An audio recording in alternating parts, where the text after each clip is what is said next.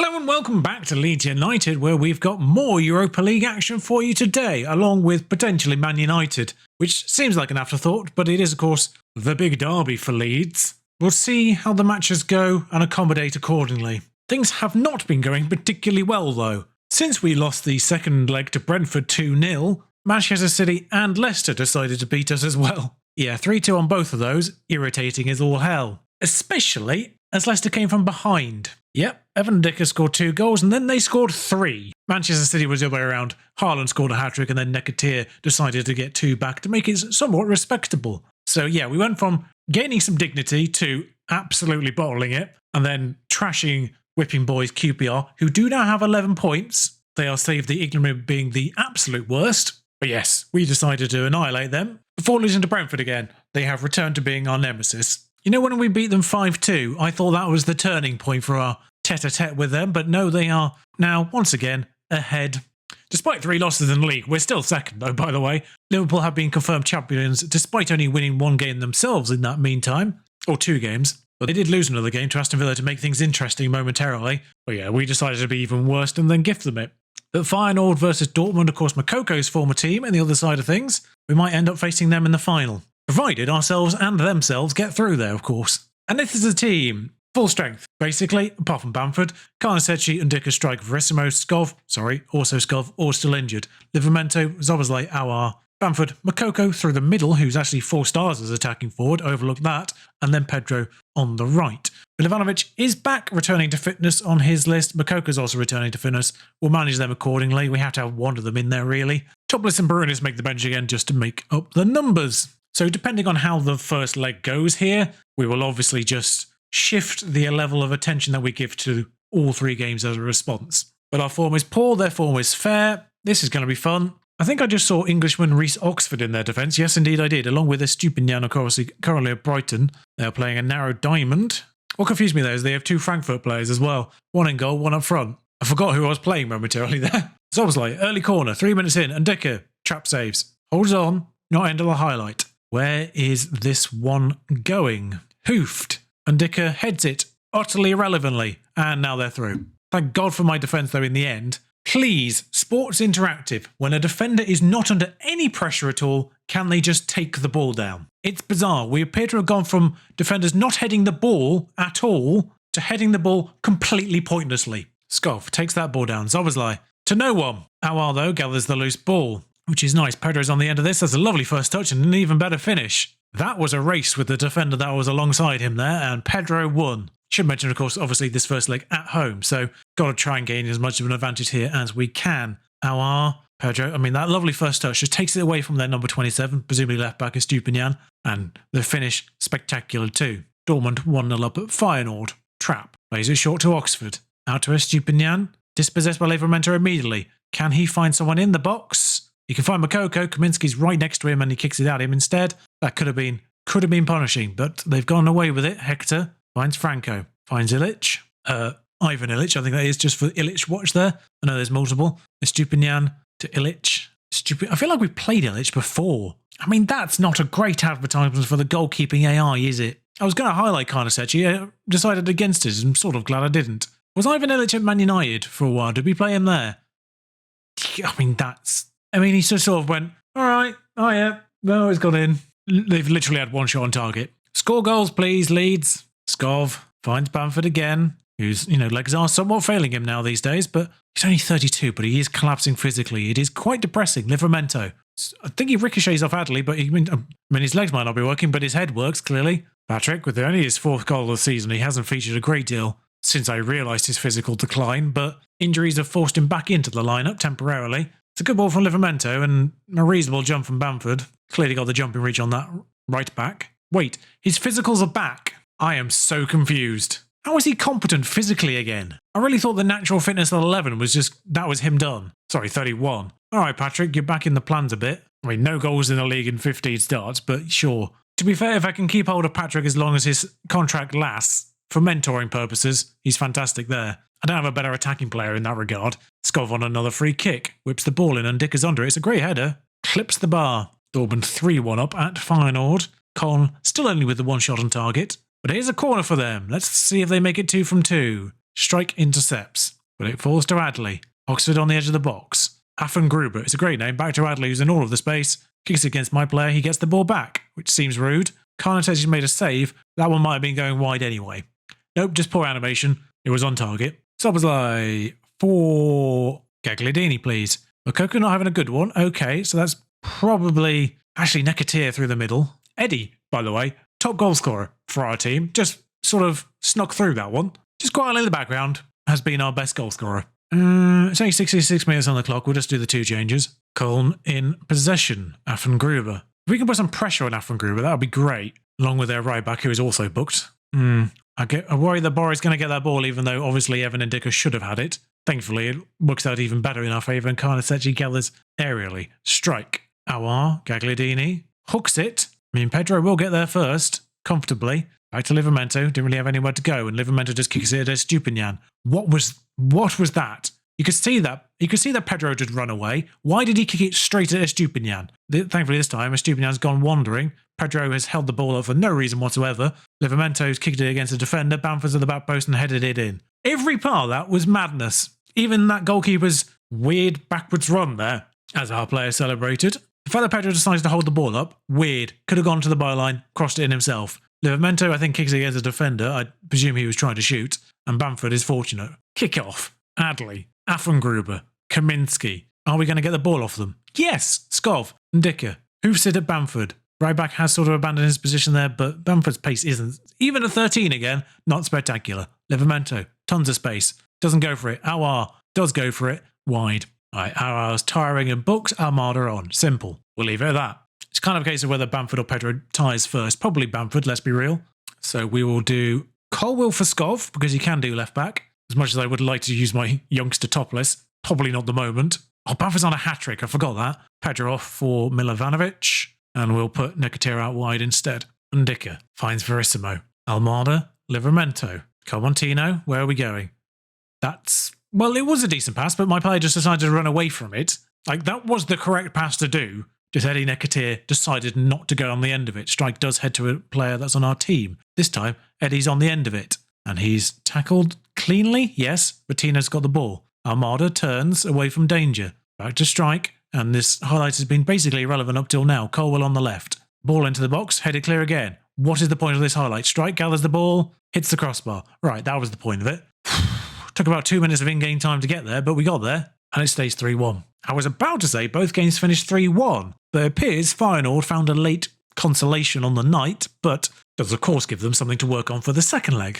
So with a yellow card accumulation suspension for Lucas Verissimo, Cresswell steps in there. I'm also bringing Milovanovic and Nketiah into the starting lineup up front just to give the strikers a bit of a rest, and Armada in for Aouar. The rest are staying the same. We welcome Man United to Ellen Road. I say welcome, you know what I mean. 7 changes to their starting lineup. Fernandes, Rashford, Martial, Eriksson, Lisandro Martinez all out of that starting lineup. I mean, Enzo Fernandez is presumably quite good in the game as well, as is Skamaka. I'm trying to work out if they've weakened or strengthened. And considering the goal scoring of Milovanovic and Nketiah this year, you could probably ask the same question of us. Bamford playing 2 games in a row for the first time since November, probably. I'm slightly confused how it's 3-on-1. What? It must have been a throw-in. I don't know what's happened there.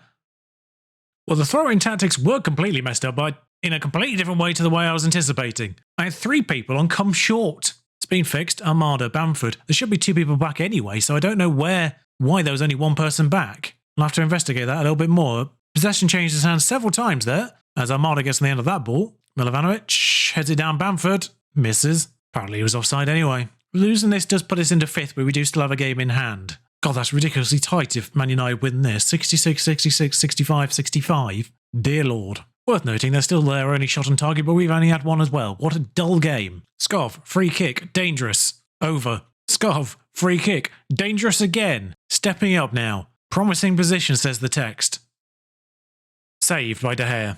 Mengi clears, Skov's on the end of it again. Can he get the ball in? Or will he just be fouled by Anthony, who's already on a yellow card? From our free kick, suddenly Man United are down to 10 men. And we don't even see that resulting free kick, but there's another one here as Milovanovic gets the freest header you're ever going to see, and it's being referred to being offside. Considering the fact Milovanovic doesn't move when the ball comes in, I'd be very annoyed if he is offside. Thank you. Milovanovic is stationary as this ball comes in, so provided he was onside when Skov took the free kick. He's all good. Yeah, number 10 takes steps backwards for the Man United defence and plays everybody onside. Sancho floats that ball down. Marda Gallazzi, though. A terrible pass forward. Esteve, Maguire, Danilo. Tackled by Milovanovic. That was lazy from Danilo. Finds Szoboszlai. Well, it's gone in. Not the way he intended. That's the first non-banger from Dominik Szoboszlai, and it was very much on the opposite end of the spectrum. We revise the statement we've made previously about Dominik Szoboszlai. He only scores bangers or stupid goals.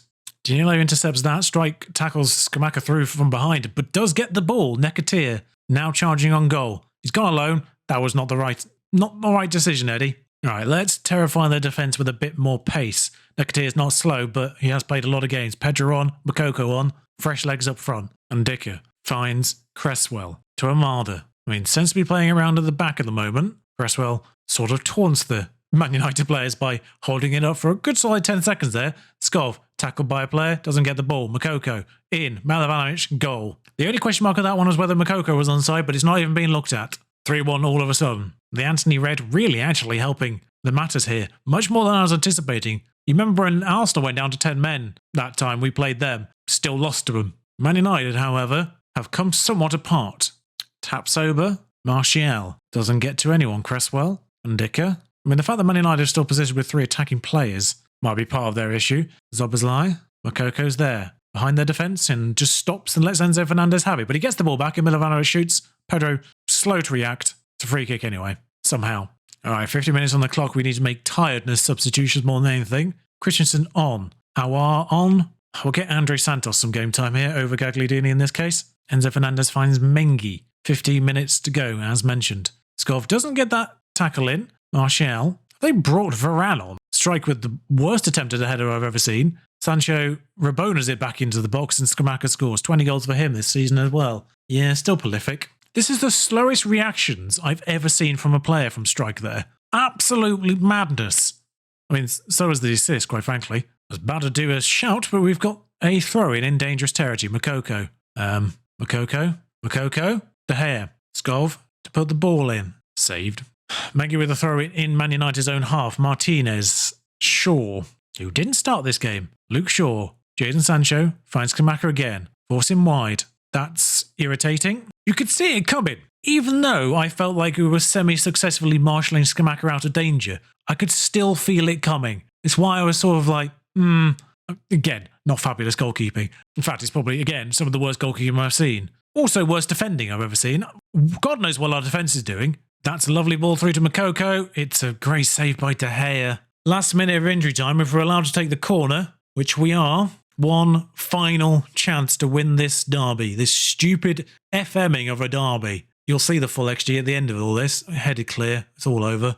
That is the dumbest graph I've ever seen. In this year's FM, that is the worst FMing I've ever seen. We've not even lost the game. They had 4 shots on target and 3 of them went in. We've had 27 shots and a 4.16 XG without penalties. And their XG did admittedly reach to 1, almost, but they've scored 3. Still stay second though with the game in hand. Still stupidly tight though. Okay, so Bilbao are ready to host the Europa League final. I don't know what it is with us and European finals in Spain after last year's being, I want to say Espanyol, was it? Pedro, by the way, looks unbelievable at this point, just as it get a report on his development. But yes, we've got to make sure we seal the job here. So like last time, I'll just bring you back in case things get sketchy. Just going to go full strength for this. Not going to faff around too much. Aouar's back in. Ord is back from injury, most notably. Moukoko, Milovanovic, Pedro as a front 3.